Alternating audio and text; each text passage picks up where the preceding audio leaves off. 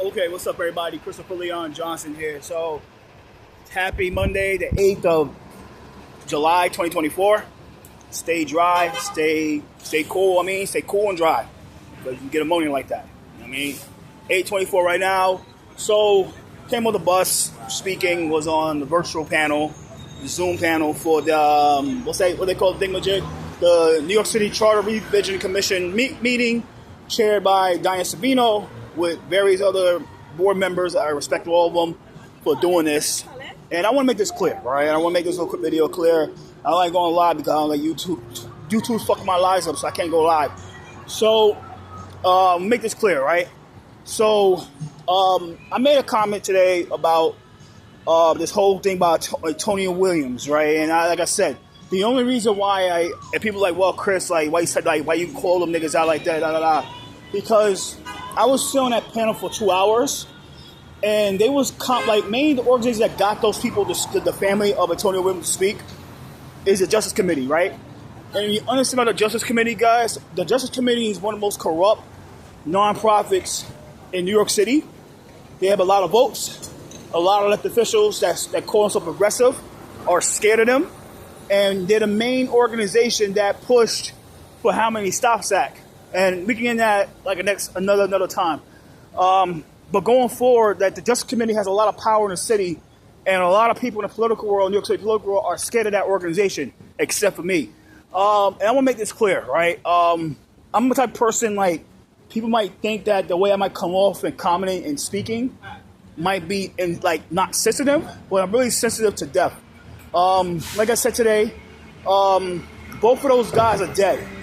The perpetrator and the cop, right? Brian Mulkeen. Now, the reason I said what I said and had me said today at this charter hearing, because what they're trying to do with the Justice Committee, what they're trying to do is push this agenda of, because they know what's happening, right? Jumaane Williams, who oversees these guys, he is like the de facto elected official that run these guys and gals, this organization. He's going out to every organization like Vocal New York and all these organizations and telling them that these guys want to repeal a bill that you guys made us push in for you guys, which is How Many Stops Act. So, of course, they're going to believe what this guy is saying, and they're going to come out there and get those families of the criminals, like Antonio Williams. And if you look up the story of the Antonio Williams Brian Mulkeen situation, you start seeing why I said what I said tonight, and I didn't give a shit. They get these families to help to push the agenda, saying like, well, don't repeal How Many Stops Act, because without How Many Stops Act, my brother's dead, my sister's dead, my auntie's dead, my uncle's dead, my father, my mother. They just exploit it. They just fucking exploit those families to help make sure that that bill stays intact.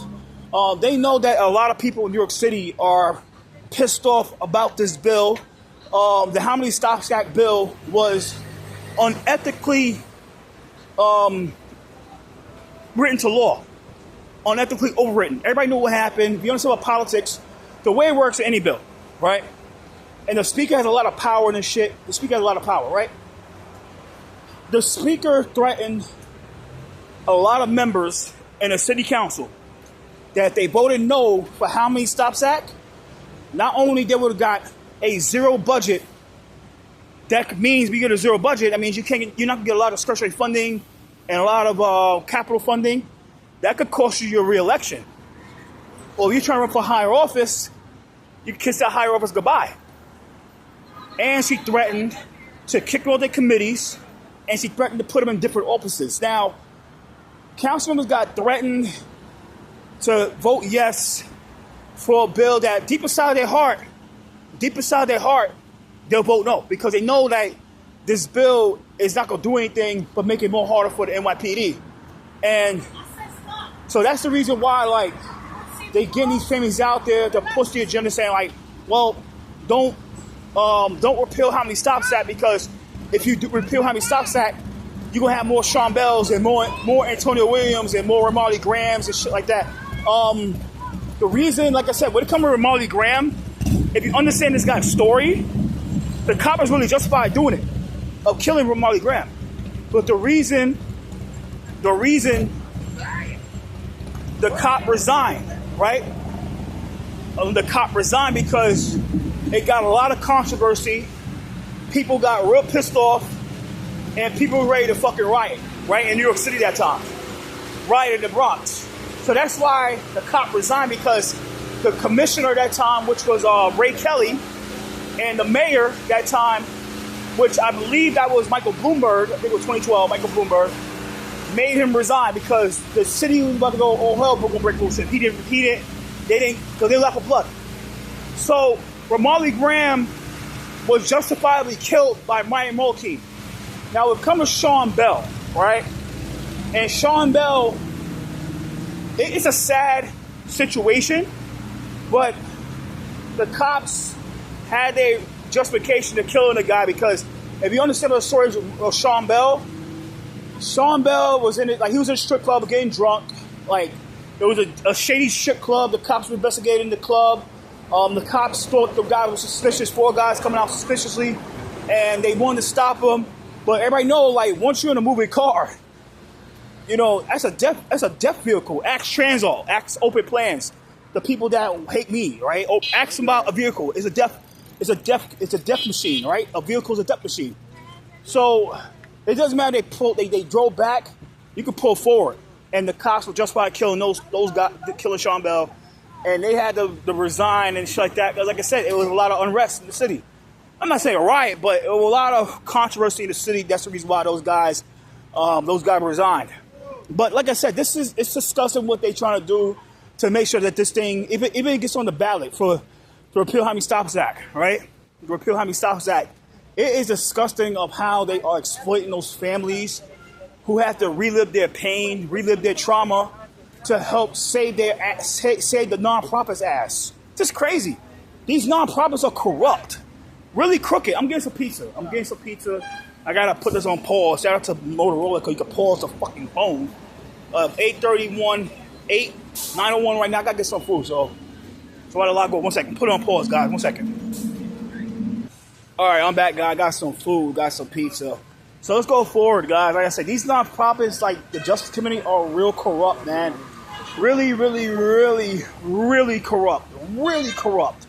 So going forward, like I said, it just got to me. Like, let me just say something, because these motherfuckers will go around every committee, every borough, every committee saying like, oh, you can't repeal Homie Stops Act, because without this shit, without the Homie Stops Act, you prevent more Antonio Williams and Sean Bells or Ramarley Grahams and shit like that. Just fucking crazy, man. It's just some bullshit. But going forward, the reason, like I said, when it comes to these nonprofits like the Justice Committee, and I made it right. I said it right. Look, they own the city council. And people don't understand what's the powers of owning the city when you're a nonprofit and you own the city council. Now, what happens is, the perks of that is you're a nonprofit CEO, an executive director, or what they call that shit again, like a community, a big town city organizer. They pick up every call that you get, that you give them. They pick it up. They have to pick up the phone. They have to answer the email. When you talk to them, they have to attend to you. They have to pay attention to your ass. Then, when you deal with rallies, they get priority access. They get priority of when they take city hall steps. They get priority.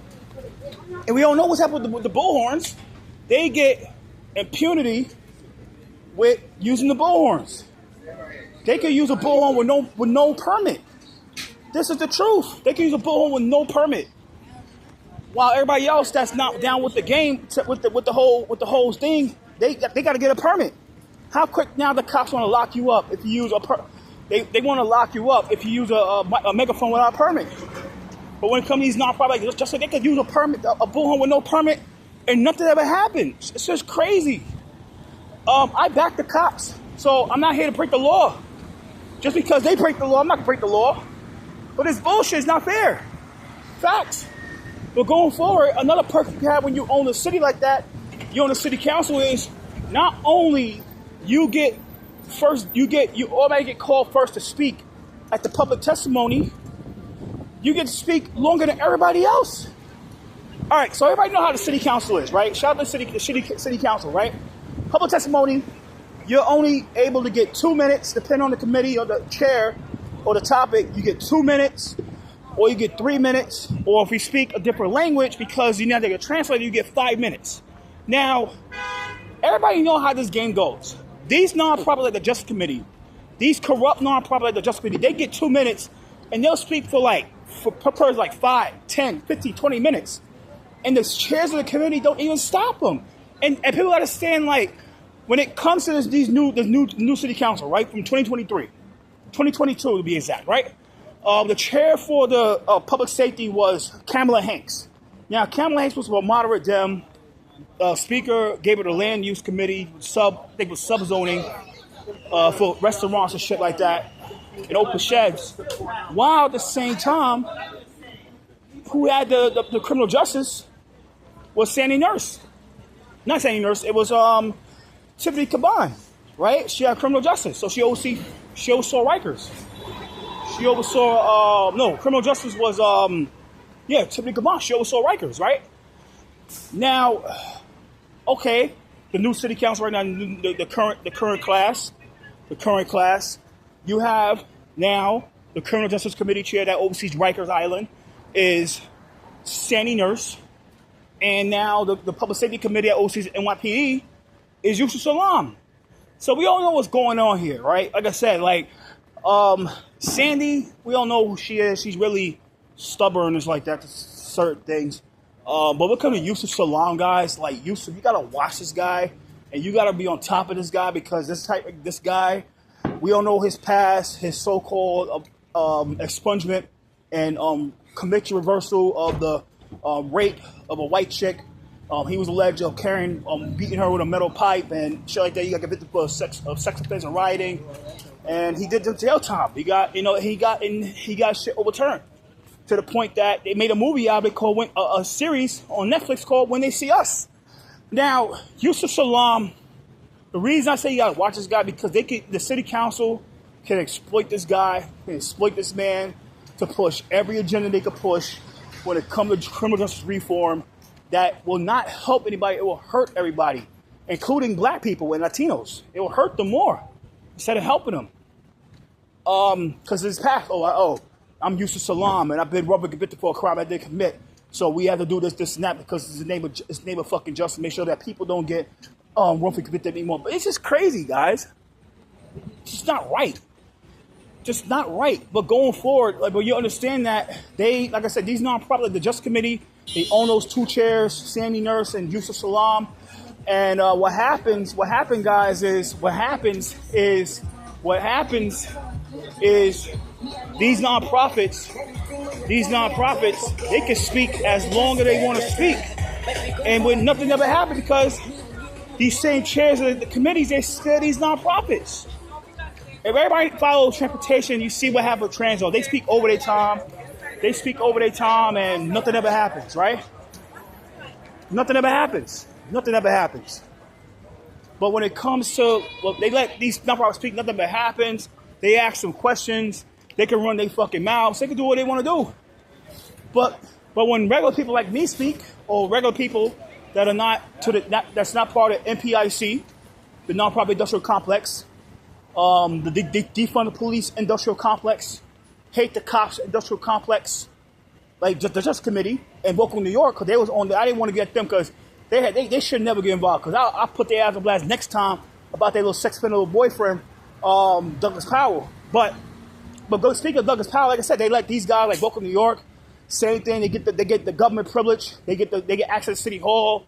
These elected officials, they get prior access with the City Hall steps.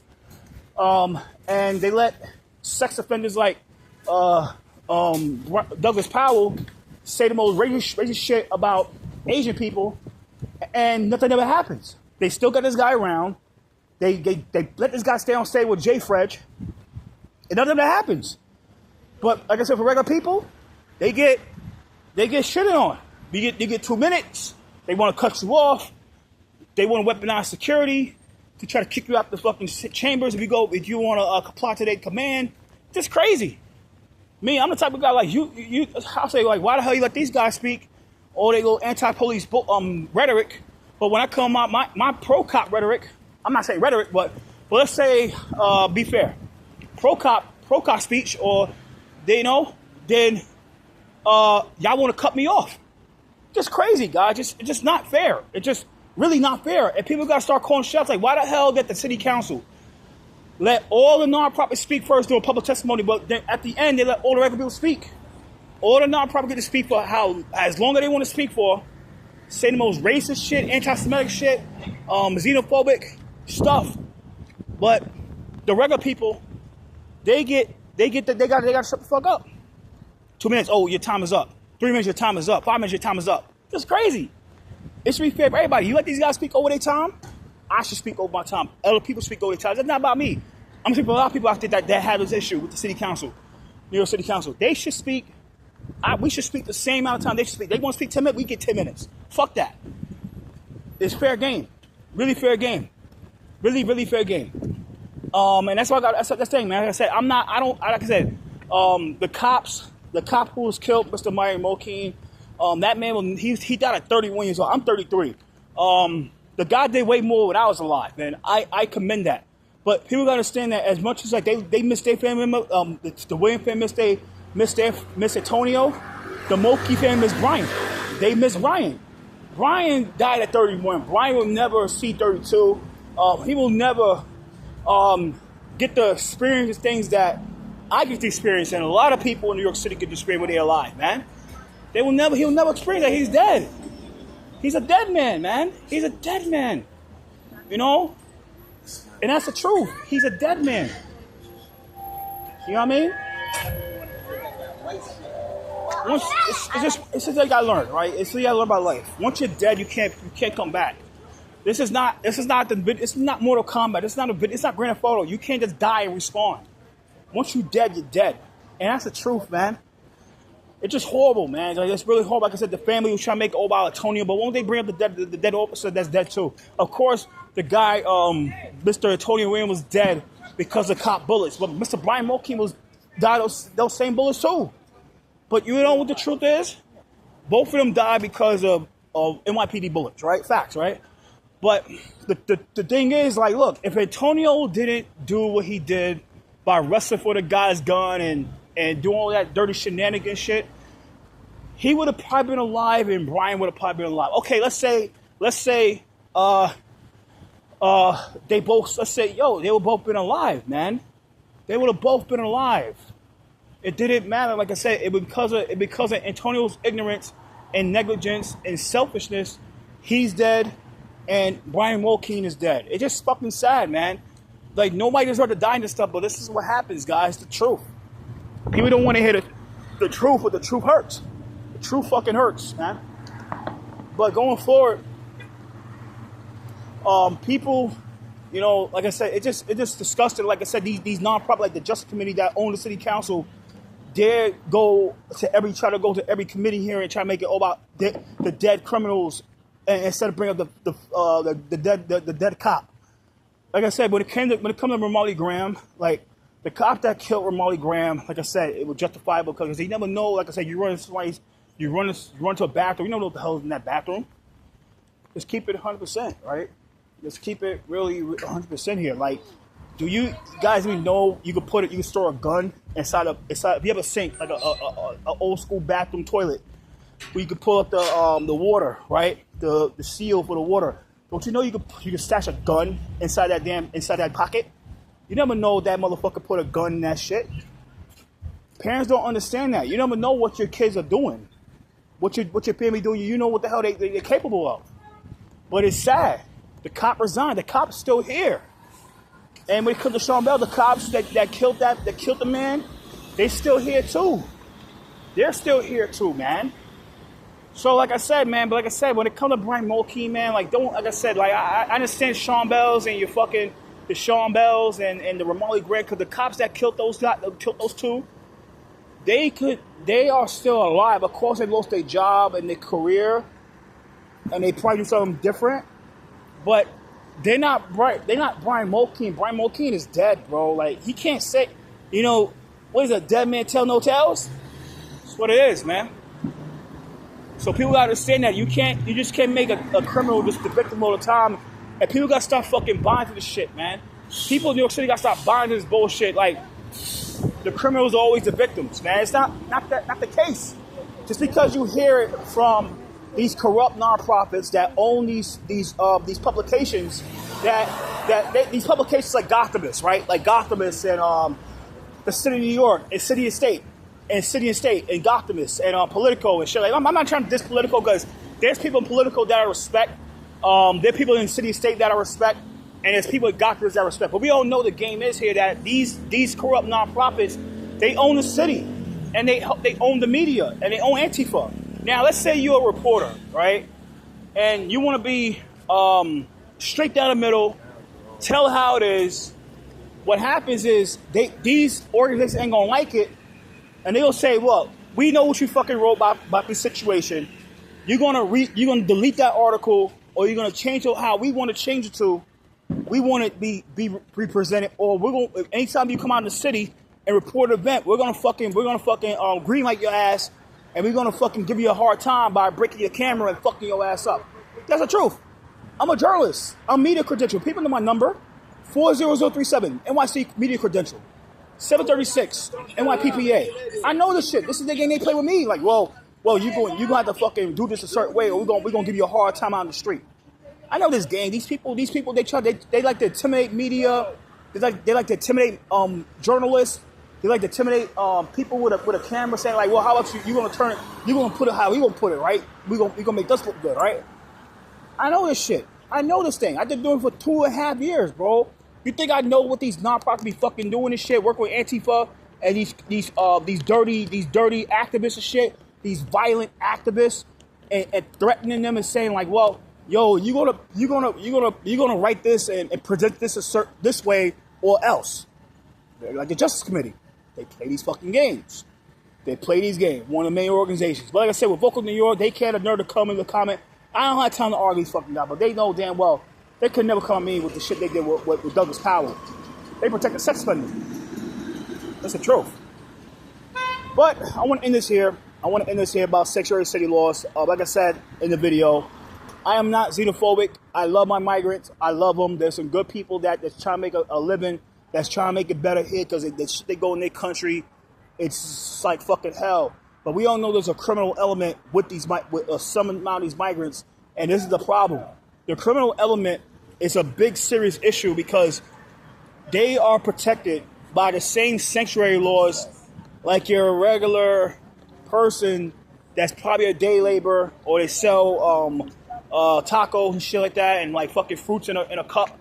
They're protected under the same sanctuary city laws like those people are. And that's a problem here. They're protected by the same sanctuary city laws. The same laws. So people gotta understand this type of shit. It's just what it is, guys. Like, I'm not anti-migrant. I love my migrants. Like I said, I try to help migrants out. Recently, last year with the Larissa situation, we don't know how that panned out, but I try my best. Like I said, I got in with some migrants before in Sunnyside, but like I said, I got shit back. And shout out to NYPD who helped me out because they helped me out with that situation. But just because like 3 migrants or fucking criminals give you a hard time, doesn't mean that all of them are bad. People gotta start understand this type of shit, man. Doesn't mean that all migrants are bad. Doesn't mean that, man. So people gotta wake up to this type of shit. Just because like one person give you a hard time and want to fuck with you, does that mean all migrants are bad? No. It's just one asshole that give you a hard time, and that's what it is. Let God handle it, right? That's how I deal with it. So I'm about to end it here, guys. That's what I gotta say. Like I said, I told the chart, don't let these nonprofits like Just Committee bully you. Don't let them bully you. Don't let them intimidate you. Because that's what they want to do. Because once they got you, they got you. So I'm about to go get some food, get some stuff in the store, corner store in Brooklyn, in my house. Yeah, Zach. Utica Avenue. It's a smoke shop right there behind me. I don't know what. But I'm gonna get some food. So better log off. Take care. Later.